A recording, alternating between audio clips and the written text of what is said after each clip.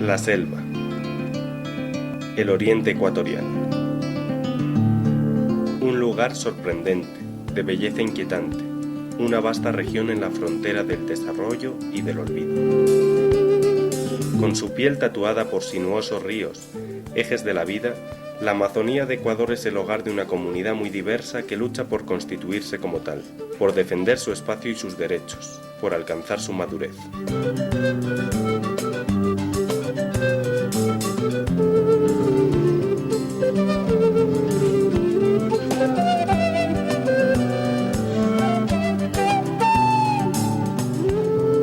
Hoy, como vicariato apostólico y antes como prefectura de Aguarico, la Iglesia ha participado activamente en este proceso durante los últimos 50 años.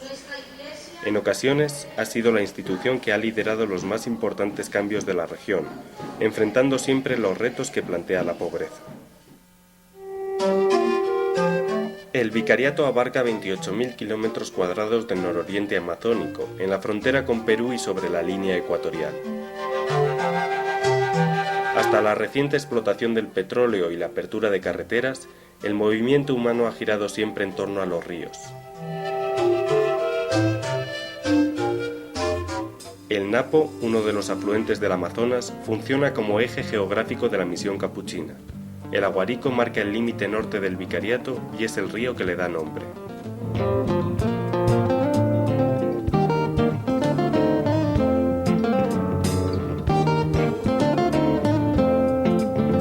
Cuna de civilizaciones muy antiguas y poderosas, incluyendo la Omagua, el mayor imperio del continente, esta selva es el hogar de una amalgama de pueblos indígenas.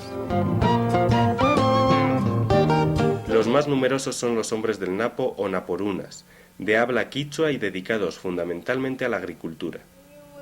Los pueblos Iona, Secoya, Guaorani, Cofán y Shuar, cada uno con cultura y lengua propias, constituyen el 5% de la población.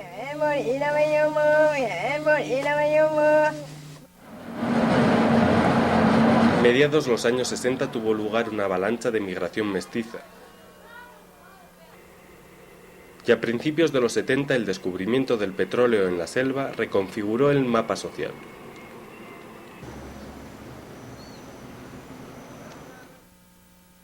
Siguiendo los pasos del conquistador Francisco de Orellana, muchos religiosos han llegado hasta estas tierras. El misionero Miguel de Huarte recomendó la zona para una nueva misión capuchina, y así el 16 de noviembre de 1953, Pío XII declaraba erigida la prefectura apostólica de Aguarico. Comenzaba una tarea difícil en una región compleja. La barrera de los Andes marcaba el límite de la civilización. La selva era incógnita, se la conocía como infierno verde, habitada por salvajes, delincuentes castigados y raros aventureros. Como buena parte de la región era inexistente a ojos del resto del país, Perú se había apoderado fácilmente de una enorme extensión de la Amazonía en la Guerra del 41. Como defensa, el Estado ecuatoriano se interesó en conseguir fronteras vivas de población mestiza y se lanzó a la colonización de su selva. Esta fue la principal tarea encomendada a los frailes, colonizar. El presidente Velasco Ibarra firmó un contrato con el prefecto Miguel Gamboa, mediante el que los capuchinos se encargarían de todo el desarrollo de la zona y también de civilizar y evangelizar a las tribus salvajes de la región.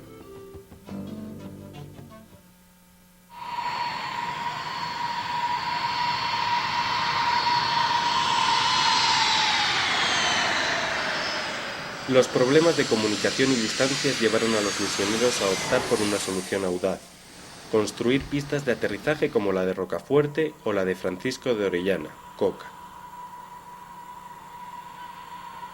La hicieron los primeros que vinieron, Camilo y Mariano de Azqueta y Miguel de Huarte. Me mandaron un oficio de aviación civil en que me nombraban jefe ad honorem del aeropuerto. Y mi oficio era mantener la pista.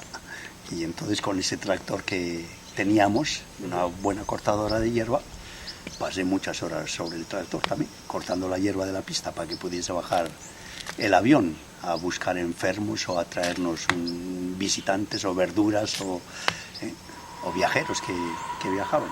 Principalmente se adquirió por el acercamiento a los guaraní.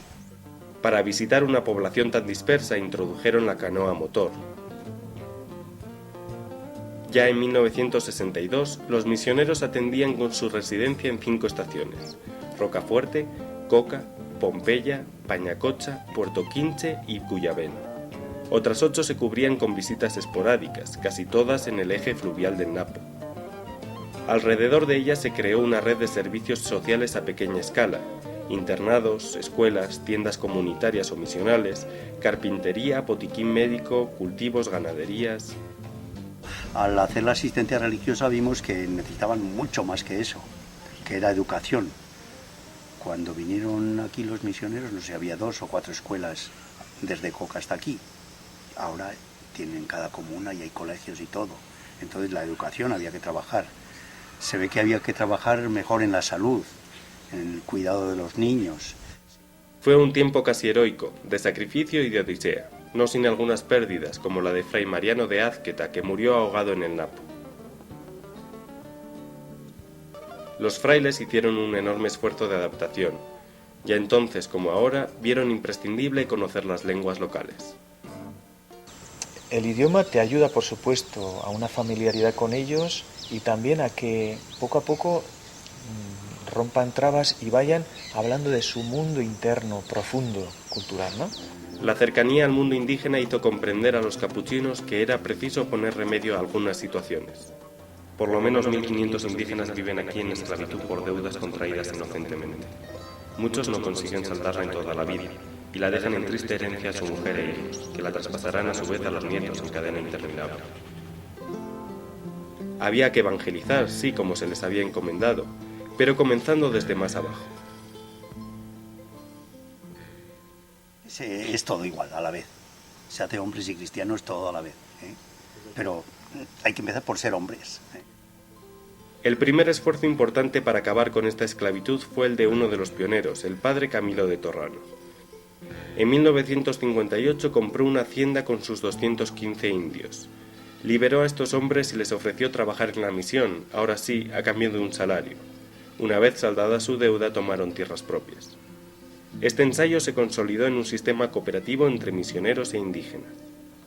Tú puedes mentalizar y hacerlos subversivos y todo, pero si no tiene nada en el bolsillo, al final caen. Que tiene que tener dinero. Los patronos, hasta entonces dueños de los indios por el método del concertaje, se sintieron amenazados. Entonces yo le decía a la gente, ¿quieren trabajar en las compañías? Sí. Entonces yo cargaba a la gente de indígenas, de Pando me la sacaba a Pañacocha, y Pando se quedaba sin gente para trabajar. Entonces se creó una enemistad así, como rivales. Eso fue a muerte, porque yo veía que agonizaban, entonces no había que dejar revivir, pues. Al quedarse sin fuerza de trabajo, las haciendas desaparecieron casi automáticamente, y los indígenas comenzaron a vivir en comunidades, lo que supuso un profundo cambio cultural. El primer ensayo fue la comunidad de Puerto Quinche, cerca de Rocafuerte. De ser mandados o de ser esclavos, digamos, indios conciertos que se les llama, o sea, dependientes totalmente del patrón, sin sueldo ni nada, pasaron a no tener patrones porque se fueron a organizarse, que les organizábamos nosotros, y a tener dinero, porque trabajaban bastante las compañías. O sea, fue un cambio tremendo, un cambio increíble en cuestión de 3 o 4 años. Por eso no entendían lo que era comuna, no entendían lo que era organización. Yo me acuerdo que una monjita me dijo, pero ¿cómo le mete la idea de la comuna si no sabe lo que es la comuna? ¿Y tú por qué le metes la idea de Dios si no saben también lo que es Dios? O sea, eso se va con el proceso, pues. Los enemigos del Oriente, los misioneros, los militares y las escuelas. Claro, porque las escuelas enseñaban a ser independientes a los indios.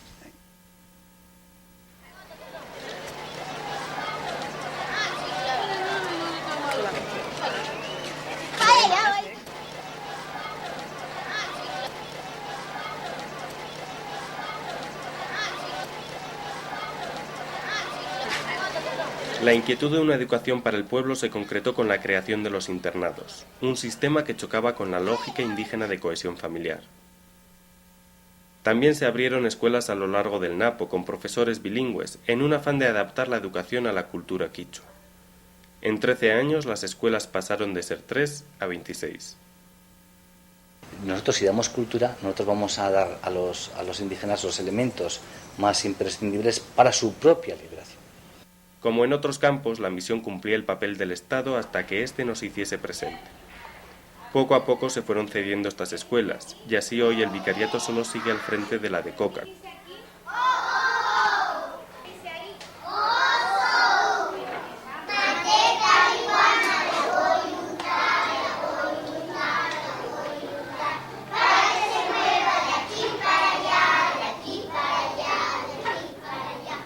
Con la llegada de los colonos, en 1965 la ciudad inauguró su primer centro de secundaria, el Colegio Gamboa, un referente en la provincia de Orellana. 14 años después fue transformado en Instituto Superior Agropecuario Regional del Oriente. Y la preocupación de los misioneros primeros fue cómo educar a esta gente para que pudieran aprovecharse de la tierra que tienen en sus manos y convertirlos también o hacerles capaces de hacer producir esta tierra. Entonces hicieron una escuela de agronomía. Ante las demandas de una población cada vez mayor, el colegio ha pasado a ofrecer 5 especializaciones. Ven ahí la diferencia, ¿no? El Colegio Gamboa muy equipado, tenemos posibilidad a la vez de prepararnos científicamente, podemos aprender también haciendo, ¿no? Sobre todo la parte de agropecuaria. Se crean 3 unidades educativas de producción, comenzando por una granja que cuenta con una instalación para hacer piensos compuestos para la cría de gallinas, pollos, chanchos y hasta peces. Y para poderlo vender eso, la producción, se creó una unidad educativa de producción de agroindustria, es decir, transformar en concreto cualquier tipo de fruta en mermeladas o en otras cosas, transformar la leche en queso, en yogures. Y en tercer lugar, partiendo del laboratorio de química y física, se consiguió una ampliación del mismo y tenemos ahorita un laboratorio de suelos, de plantas y de aguas que es de lo mejorcito del país. El colegio recibe aportaciones del Estado, aunque la dirección educativa corre a cargo de las hermanas Escolapias. Cuenta con 80 maestros y 1.060 alumnos matriculados, un centro de grandes dimensiones que aún así no da abasto. En la actualidad está faltando en el COCA una escuela completa y un colegio completo para que puedan acceder a la educación todos los niños de nuestra provincia, que lamentablemente ha quedado pues bastante población estudiantil sin cupo y que es lamentable. Por eso el colegio a distancia es tan numeroso, inclusive en unas edades que tenían que estar dentro de la educación regular. Los esfuerzos también se centran allá donde otros no llegan, la enseñanza secundaria a los indígenas del río Napo. Desde hace 4 años, la unidad de educación a distancia cubre 53 extensiones para 1.000 alumnos de las riberas que no tienen dinero ni cómo desplazarse hasta los centros poblados. Entre la situación económica, la situación geográfica, de fondo está un programa que te ayude a crecer, pero en tu realidad cultural como persona. O sea, no un programa que está dispuesto desde arriba y todo el mundo tiene que ajustarse a esa realidad. O sea, es válido mi pensamiento como cultura, como pueblo. Tengo que acceder al conocimiento universal, pero desde mi realidad, o sea, no solamente desde el punto de vista del otro.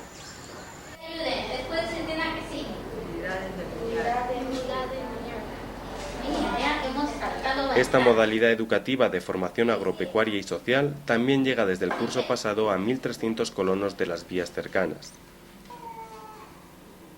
Y cada sábado se desplazan hasta Coca otro millar de alumnos de las zonas rurales, hijos del primer boom petrolero. Ustedes van a elaborar su propio conocimiento.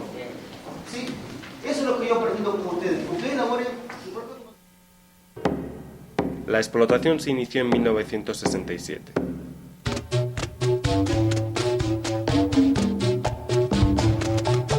Las rutas petroleras invitaban al asalto de la Amazonía.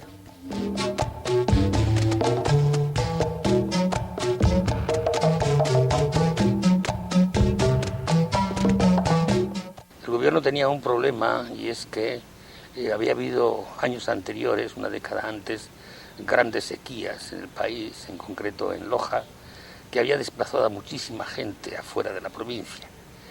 Después se encontraba con muchísima gente que no tiene tierras, y el sacar el petróleo del oriente le daba a ella la posibilidad de transformar la selva en tierras agrícolamente productivas. 7 años después, la desordenada colonización de campesinos pobres había triplicado la población y el trabajo de los misioneros. Los que han trabajado acá antes y en la actualidad también vemos cómo los indígenas tienen un modo de ser distinto, es decir, una cultura totalmente distinta, con características muy diferentes al mundo mestizo colono que nosotros tenemos acá, ¿no? Y por eso se han hecho esos dos bloques. Y entre sí, pues la verdad es que sí que hay alguna similitud, pero la mayoría de las cosas se hacen de manera distinta y a ritmos distintos. El esfuerzo se centró en acompañar a los colonos y capacitarles en sus nuevas tareas. Junto a varios institutos religiosos y laicos se crearon nuevos puestos. La vía Aucas quedó cubierta por las dominicas primero y las mercedarias después. En el kilómetro 60 los capuchinos se volvían a ocupar de los recién llegados, los más desfavorecidos. En aquel tiempo también una de las grandes tareas que era formar, como en el río, formar líderes, ¿verdad? Y se formaron con mucho sentido de lo que es la realidad social y de que hay que envolverse en la realidad social. De hecho, cuando ya llegan las organizaciones, ¿quiénes pasan a ser presidentes de las organizaciones? O sea, por elección, porque los elige la gente, los que eran catequistas. Que no somos solo nosotros la Iglesia, ni la hacemos los misioneros, sino que la Iglesia pues hay que hacerla con líderes, hay que hacerla con catequistas, hay que hacerla envolviendo a la gente, hay que hacer que el desarrollo social se vaya dando y hay que crear gentes que estén metidos en esto y nosotros estar envueltos. En el Eno son las terciarias capuchinas quienes se encargan de atender a los colonos. La mayoría provienen de la provincia de Loja, de ahí que todos los 15 de agosto caminen en romería para visitar a la Virgen del Cisne. La misión dedicó un santuario a la patrona de Loja para que sus devotos no tuvieran que desplazarse hasta el sur del país.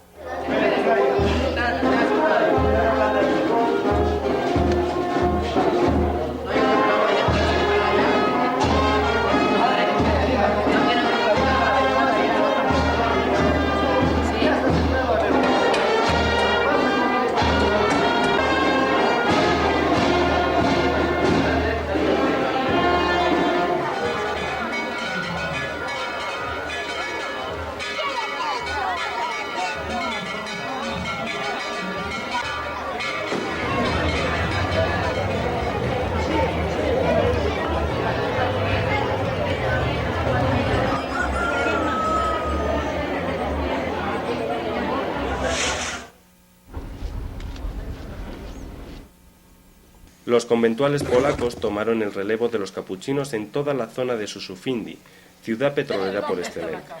¿Dónde me van a preparar la cama? Una que está cerca. ¿Sí? Aquí voy a dormir. Bueno.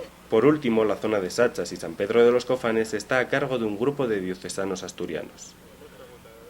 La población es mayoritariamente campesina y pobre, cada vez más.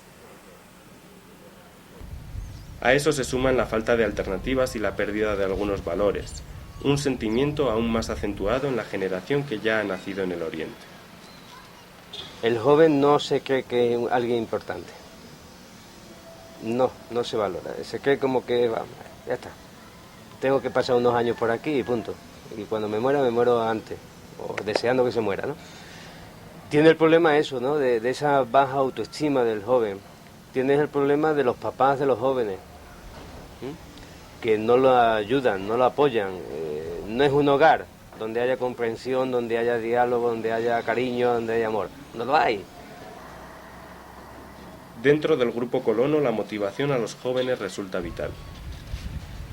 Van surgiendo jóvenes que se enfrentan con esa situación personal, se enfrentan con la situación del hogar y se enfrentan con la situación de la sociedad en general y saben echar para adelante y están consiguiendo pues ser jóvenes con una autoestima, ser jóvenes responsables, ser jóvenes constantes, y ser jóvenes que también están dedicando ya parte de su vida a dedicarla a los otros jóvenes.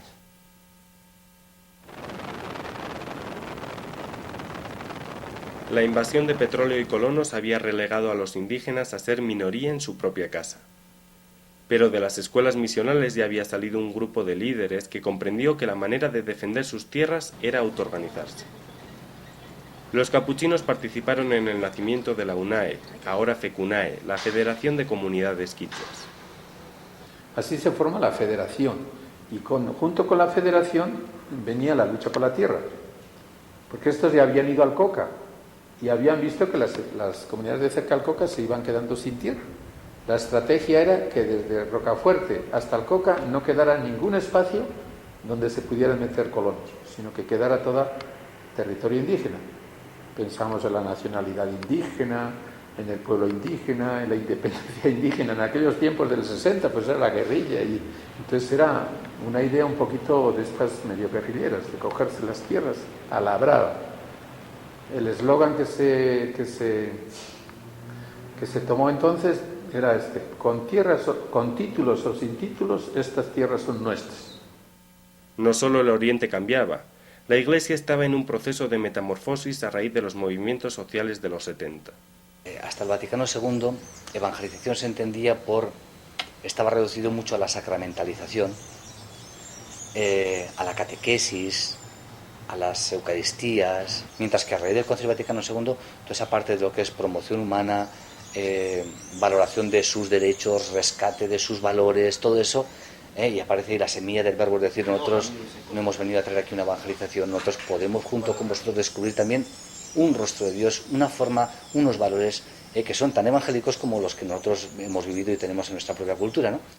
El entonces prefecto, Alejandro Lavaca, comprendió el reto. Él insistía en una misión a la inversa, misioneros que se dejan evangelizar por los pueblos indios. Este nuevo concepto de evangelización se concreta en FICAME, el Centro de Investigaciones Culturales de la Amazonía Ecuatoriana, creado en 1965 en Pompeya. Al mismo tiempo venía la concientización indígena, que se hacía a través de unos cursos mensuales que hacíamos en Pompeya. Estaba Angelito, Juan Santos, Padre Camilo y yo. Yo era el encargado, eso era el FICAME. Yo estaba encargado de la actividad social, Camilo de la actividad litúrgica y traductora, y Juan Santos de toda la cosa cultural, y Angelito era el que organizaba, publicaba y cosas de esas.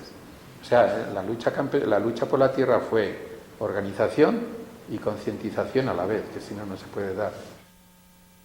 En 1977, gracias a FICAME, se finalizó el proceso de legalización de 33 comunas indígenas. Los misioneros, en ese vivir a diario junto al indígena, aprendieron el quichua. A los pocos tiempos de empezar Camilo a trabajar sobre el quichua, pues se empezó a traducir el Nuevo Testamento al quichua. Siempre estuvo muy presente ese esfuerzo, ¿no?, de celebrar con ellos la fe desde su idioma. No era solo, digamos, traspasar la forma de decir la misa en Europa aquí, pero solo con el cambio del idioma en quichua, sino tener en cuenta ese trasfondo cultural.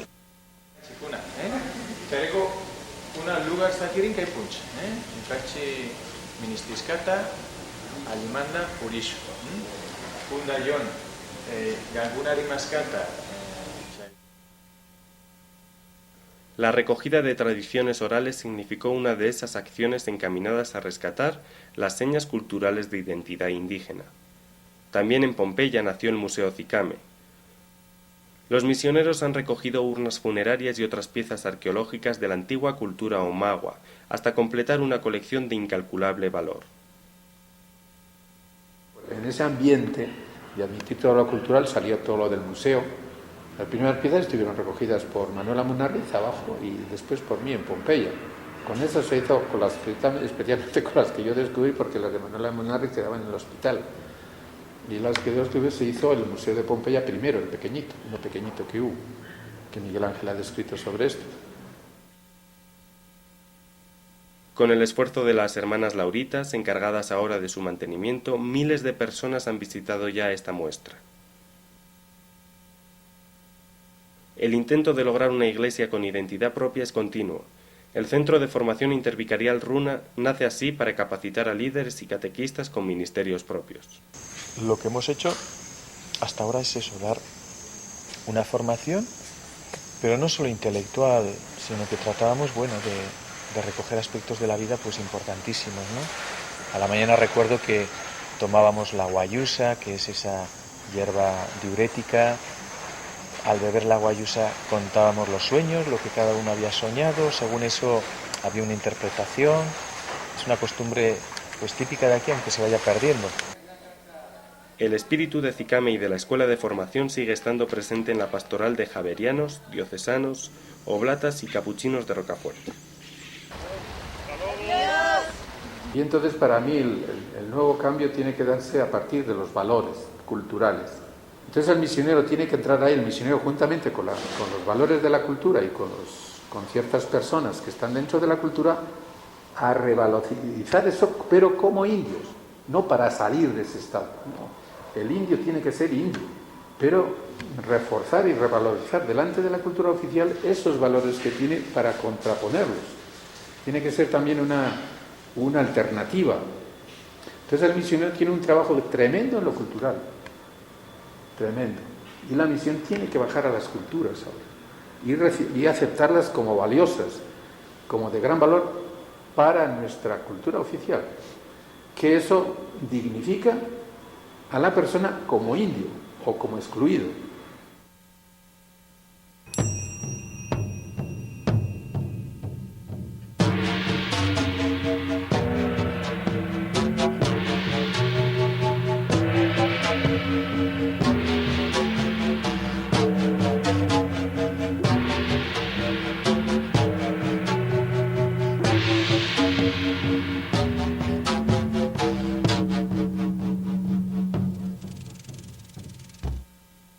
...1987 es el año de la tragedia y el de la mayor expresión de amor por el ser humano.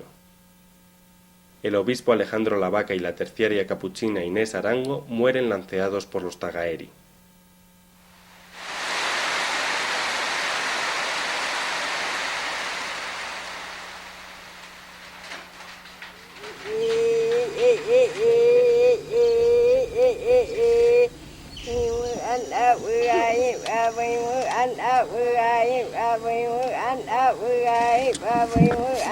Las minorías indígenas constituyen solo el 5% de la población.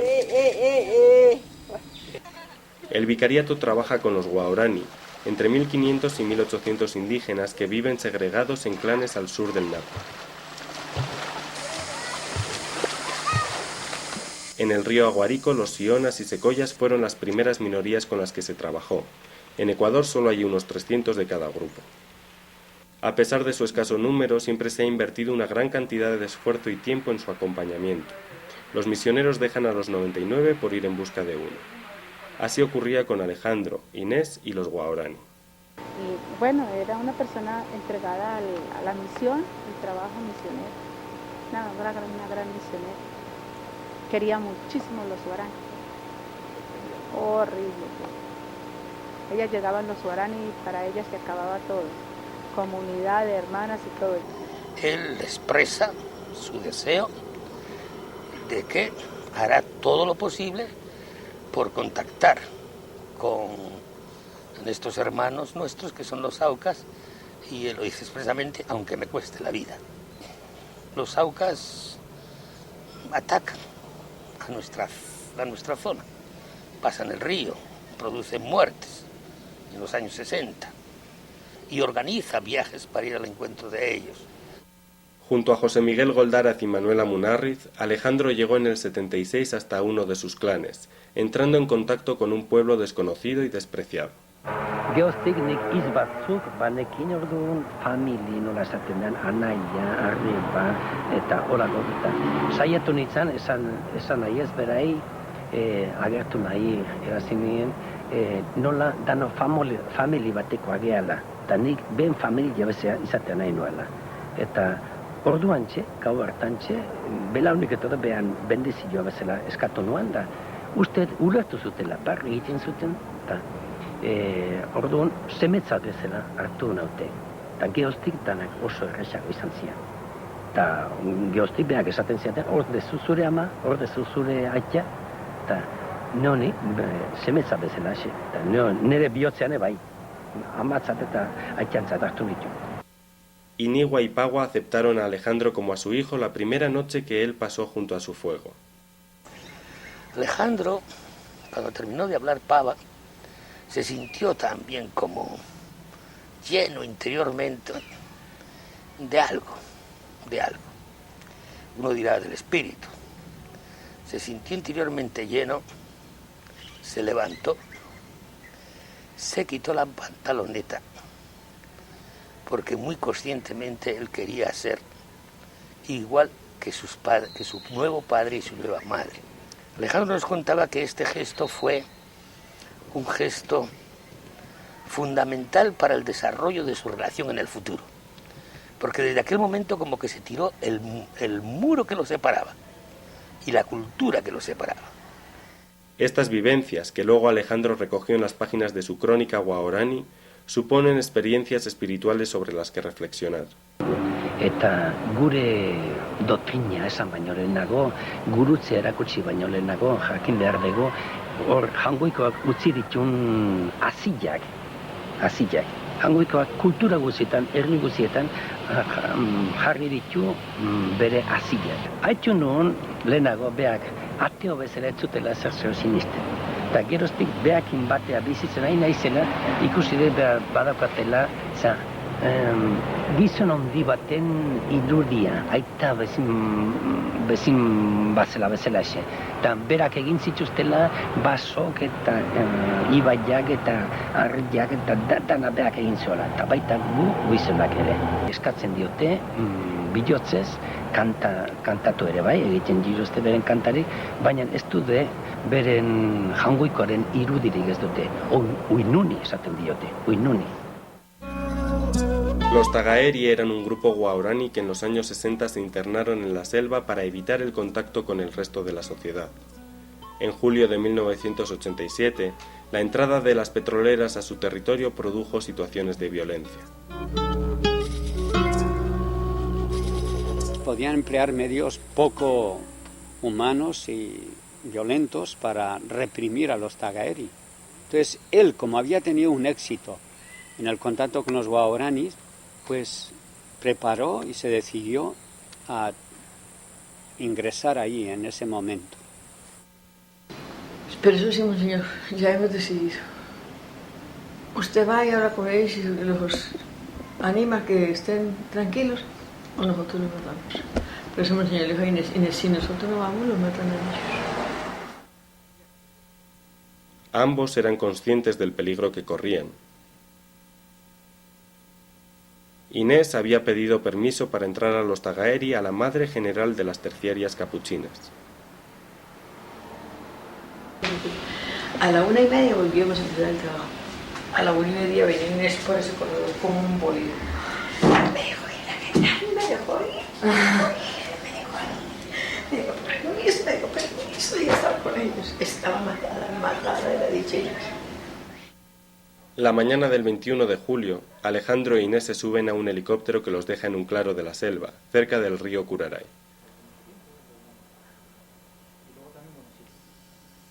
Al día siguiente, cuando el aparato regresa, se encuentra con los cuerpos de Alejandro e Inés clavados en el suelo y cosidos a lanzazos.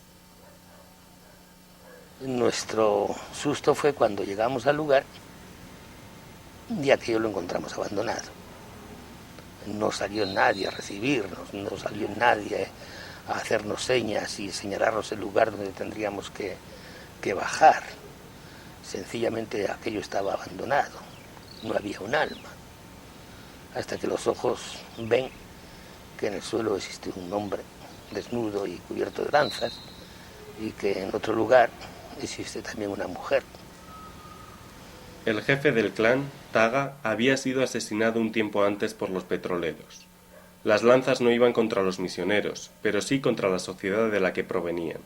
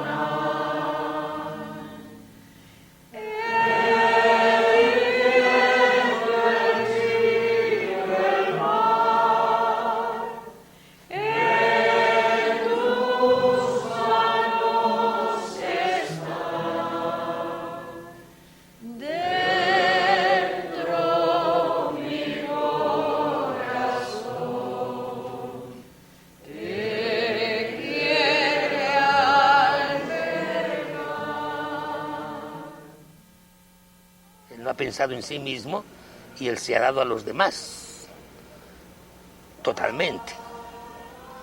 Y se ha dado hasta dar la vida. Entonces, este es un pensamiento para un misionero y como para cualquier cristiano, para decir, bueno, en la orientación de mi vida, ¿yo por dónde voy a ir? Pienso que tiene mucho sentido, y que a los demás nos ha hecho reaccionar también para una entrega más...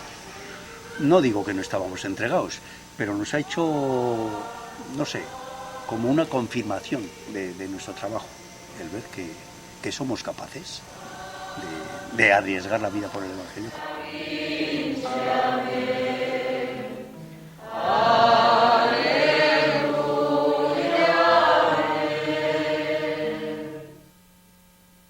Tras las muertes, las reacciones se desataron en cadena.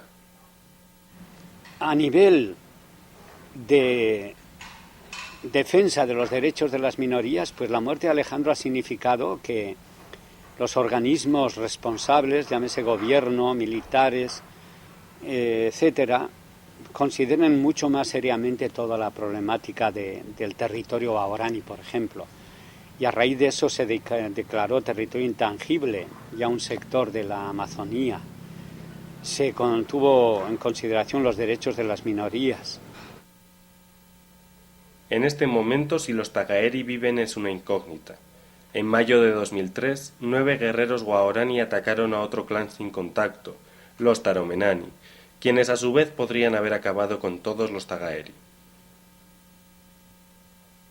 El gobierno y las autoridades no están haciendo la protección que deberían hacer o a la que se han comprometido. Y creo que la Iglesia tenemos que dar testimonio de eso.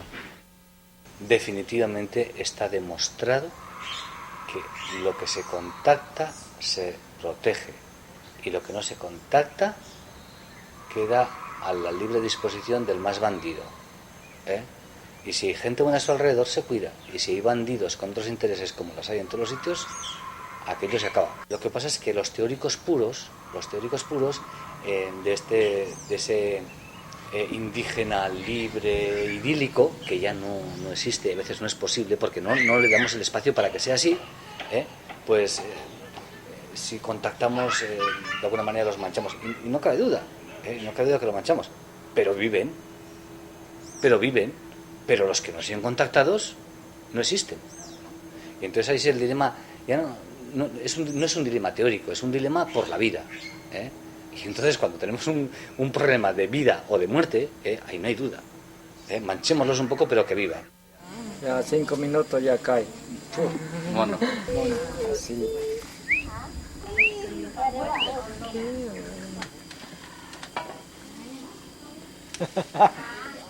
Tarmi ahora mira me bruna maimuna.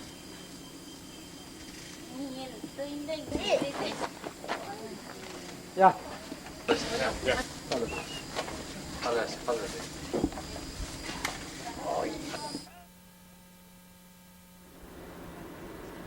La misión no se ha enfrentado tan duramente a las nuevas dueñas de la selva, las compañías petroleras, como lo hizo con las haciendas.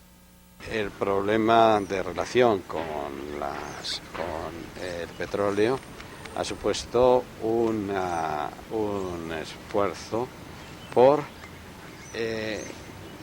dialogar con las empresas petroleras, pero también por establecer unos criterios de justicia y unos criterios de equidad de cara a las comunidades. Y por ahí sí que ha sido necesario un esfuerzo de diálogo muy fuerte y un esfuerzo también de comprensión de unos con otros. A los intereses nacionales se suma el que la población tiene escasas opciones de renunciar a las migajas que les deja el petróleo. Dependen absolutamente para el dinero de las petroleras. Abajo no hay comercio, abajo no hay dinero, abajo no hay compra-venta, no hay nada. Entonces hay que darles alternativas para tener también no solamente ideas en la cabeza, sino también sucres en el bolsillo. Antes. lo del petróleo parecía pues que ellos llegaban, la sísmica llegaba y decía, si es que decía, si no llegaban y ponían el campamento allí al lado de la casa, y ya contentos de tener allí el esto y contentos de que abran un pozo. Todo el mundo estaba contento de eso, no sabían nada. El petróleo era bueno para la, no sé qué, de los huesos.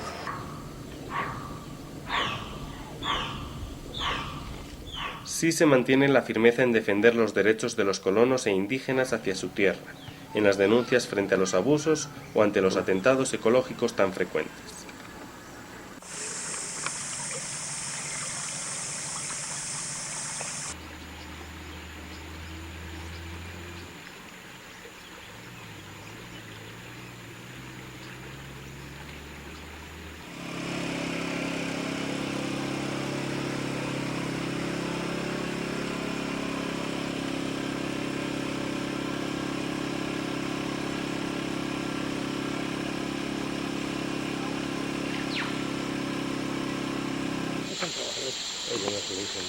Supone una afectación grande a nivel de los ríos, ¿no? Pues, de un agua que toma la gente y que se va enfermando poco a poco, ¿no? Pues los casos de cáncer en el estudio de Anacuri pues, muestran que puede haber ese tipo de afectación, ¿no? Eso por un lado, y por otro lado, claro, cuando uno está en un territorio en el cual le están sacando digamos una riqueza tan grande como es el petróleo, ¿no? Lo lógico es que se desarrolle en compensación del daño que se está provocando, se desarrolle el lugar, ¿no? En cambio nos encontramos con que una de las zonas menos desarrolladas del país es de donde se saca el petróleo. 3/4 partes de la producción de crudo nacional salen de acá. De esta forma el Oriente ha financiado los avances del resto de Ecuador en su detrimento. Ahora con la construcción del nuevo oleoducto, con el OCP, pues ha habido la necesidad de construir, de generar mucho más petróleo, que haya mucho más trabajo, y eso ha generado, ha aumentado muchísimo la actividad petrolera en toda la zona. Entonces ha supuesto que las compañías han empezado a entrar en las comunidades, a hacer sísmica en muchas más comunidades, y se vio la necesidad, y bueno, ya desde el año pasado se empezó a trabajar desde la Oficina de Pastoral Social con algunas comunidades, ¿no? Ese es su objetivo. Por eso les engaña y por todo. Desde esta nueva oficina técnica se coordinan las acciones de control ambiental en la zona junto al municipio de Orellana y al Comité de Afectados por las Petroleras. No es un trabajo nuevo, aunque sí más profesionalizado. Los equipos pastorales habían recorrido mucho trecho, sobre todo asesorando a las comunidades a la hora de firmar convenios de compensación por los trabajos en sus tierras, o por los desastres ecológicos y humanos causados en ellas. Es una confrontación entre un poderoso y un débil, ¿no? En el que el poderoso, si puede, le aplasta los derechos al débil. Entonces yo creo que ahí la Iglesia tiene que actuar, ¿no? A favor del débil para que el fuerte no lo aplaste. Los derechos de los más frágiles son, más allá de lo ambiental, una preocupación. Las oficinas de derechos humanos centran su trabajo, además, en la violencia intrafamiliar, lo laboral y los abusos de autoridad. Los primeros años, creo que 5 o 6 años, la función básica del comité de SOSOPIM, por ejemplo, era talleres, charlas, cursos en diferentes comunidades de derechos humanos, ¿no? Y por eso el comité nuestro, por ejemplo, está formado por lo que llamamos promotores de derechos humanos comunitarios. O sea, la gente del pueblo somos quizás 2 o 3, ¿no? Pero ahí los demás son miembros de cada comunidad, que se procuraba sacarlos y que ellos sean los que lleven también ese rol dentro de su comunidad. Las oficinas de Sachas y Susufindi han pasado a ser coordinadas por la Pastoral Social, estableciendo así el nexo entre los agentes pastorales y una comunidad cada vez más concienciada. Pero ha habido un cambio, yo digo, en 2 sentidos. Uno, de las autoridades o jefes de las empresas, también su forma de ver a las comunidades es un poco diferente, ¿sí? No la tratan como antes, como le daban la gana muchas veces, claro. Un poco así, ¿no? Y también otro cambio es en la gente como tal. O sea, la gente antes no reclamaba nada prácticamente, ¿no? Alguien, por ejemplo, problema ambiental, ¿no? Alguien derrame de petróleo, venía y la empresa lo que ella quiera, dejar el crudo irrigado, no pasaba nada. La gente tampoco reclamaba sus derechos porque no sabía, no los conocía, ni sabía qué hacer, ¿no? Los otros dos pilares de la oficina social constituyen la coordinación de los diferentes proyectos en las áreas de educación y de salud. Al principio se abrieron dispensarios a la vera de cada residencia misionera. Entre 1964 y 1977 funcionó un hospital en Coca. En el 65 la Acción Misionera Franciscana asumió en Rocafuerte el Hospital Franklin Tello, y 5 años después pasó a ser dirigido por el doctor capuchino Manuel Amunarriz. El nivel de mortalidad en el río, y podemos ver en algunos libros, era muy alto, y las limitaciones, los puestos de salud eran nada, o sea, la gente vivía de manera natural. Cuando uno, por cualquier cosa, una picadura de culebra, la enfermedad más simple, que podía ser, pues nada, curada con muy pocos medios, ¿no? Pues la gente moría de eso. Aquí se hacían cesáreas, cirugías de hernias y cosas así, no, pero una cirugía que ya demandaba algo muy especial, él las llevaba aquí. A veces, muchas veces él se iba en el deslizador a llevarlas a Coca y los llevaba hasta aquí. Amunarriz compaginaba su trabajo con la investigación de las patologías de la zona. Iba a la selva de cacería con los cazadores, pero él no a cazar, sino a investigar. Ellos mataban, por ejemplo, las huanganas o eso, y él allá mismo sacaba los hígados y todas esas partes de adentro, las vísceras, y las estudiaba, y lo que encontraba lo traía al microscopio. El hospital se ganó una gran reputación a nivel nacional. Hoy la falta de médicos que quieran trabajar en la selva y la escasez de medios limitan el trabajo de las terciarias capuchinas. En los nuevos puestos de la zona Colona se crearon botiquines hasta que las instituciones oficiales se hacían cargo. La iglesia de Aguarico va haciendo su trabajo pastoral y su trabajo social hasta el momento en que ese trabajo social ya lo vaya llevando la sociedad civil. En ese momento la misión pasa a concentrarse en la población alejada de las vías o de menores recursos. Así, en el 92, nacen los primeros proyectos modernos del vicariato, la Fundación Salud Amazónica y la Asociación de Promotores de Salud Sandy Yura. Entonces, nuestra idea fue eso, llegar a las comunidades que no llegaba el Ministerio de Salud Pública, y porque creemos que también se merecen salud y atención, ¿no es cierto? Entonces, la idea fue de crear o formar promotores para eso, para que ellos mismos puedan solucionar los problemas principales de salud dentro de sus comunidades. Aunque no son enfermeros, los promotores reciben la capacitación para poder solucionar la atención primaria en sus comunidades, desde gripes, desparasitaciones y control prenatal hasta suturar heridas y reaccionar ante las picaduras de serpiente. FUSA mantiene 40 botiquines comunales en la zona de la carretera, La Colona. Además de proponer programas de prevención y concientización, el personal realiza visitas esporádicas a las comunidades con asistencias más específicas. Y en Coca, Sachas y Susufindi trabajan subcentros que atienden a los que menos tienen. Yo pienso que el principal objetivo se mantiene, el de llegar a las comunidades más alejanas, pero siempre también es llegar a la gente con menos recursos económicos y que siguen siendo principalmente la gente del campo. Entonces, a pesar de que hay más accesibilidad, sigue habiendo gente que no está siendo atendida.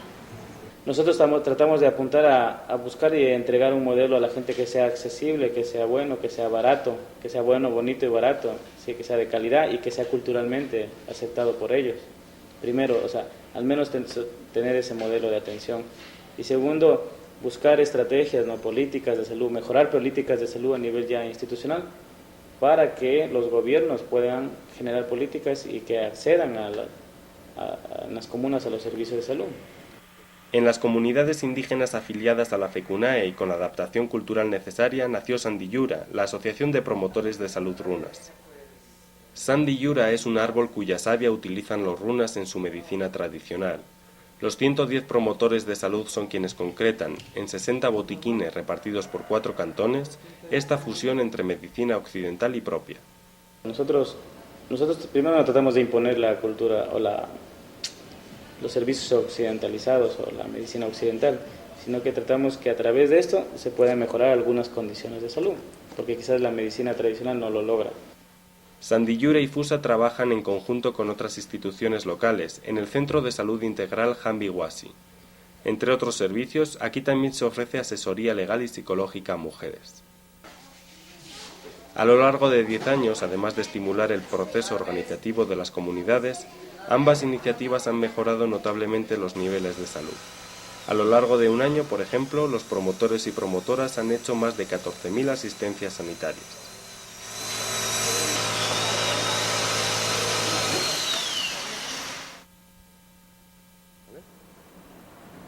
Al morir Alejandro Lavaca se pensó que había llegado el momento de un obispo ecuatoriano. Sin embargo, tras 2 años de vacío, nombraron como sucesor al capuchino Jesús Esteban Sádava. Y hay una preocupación de los misioneros porque yo sea yo mismo, que no quiera ser Alejandro Lavaca, sino que quiera ser Jesús Esteban Sádava, alguien que viene con su propia formación, con su propio modo de ser, y me insisten muchas veces, no quieras hacer lo que hacía Alejandro, sino haz lo que vayas pudiendo hacer tú como obispo y como responsable de esta iglesia. Los capuchinos siguen al frente, aunque en la práctica se apoyan cada vez más en las distintas presencias. Además de promover el seminario y la formación de laicos autóctonos, se intenta multiplicarlas. Así llegan sacerdotes seculares, nuevas religiosas y un mayor número de laicos. Yo creo que se está dando ese crecimiento de la Iglesia y se está dando un crecimiento de la Iglesia propia, de la Iglesia particular, dándole un sentido propio. Eso va a suponer muchos cambios que en este momento todavía quizá no los vemos, no los entendemos. Tendremos que pasar a no ser los misioneros que venimos de fuera los que estemos dando los criterios de vivencia de esta iglesia. Para la Iglesia, Latinoamérica sigue siendo el continente de la esperanza por el número de católicos. Con semejante diversidad de culturas, se plantea el reto de buscar sacerdotes con su propia forma de entender la fe. Para la cultura, lo primero es vivir. A veces, a lo mejor, la religión cristiana teoriza luego para vivir. Entonces, es difícil llegar a la praxis. Mientras que a lo mejor la cultura vive, los valores, de que hay un espíritu en la selva, hay un creador, hay espíritus que la ayudan a sanar, incluso a soñar. Luis Miguel Yumbo fue ordenado hace 5 años, convirtiéndose en el primer sacerdote indígena de Aguarico.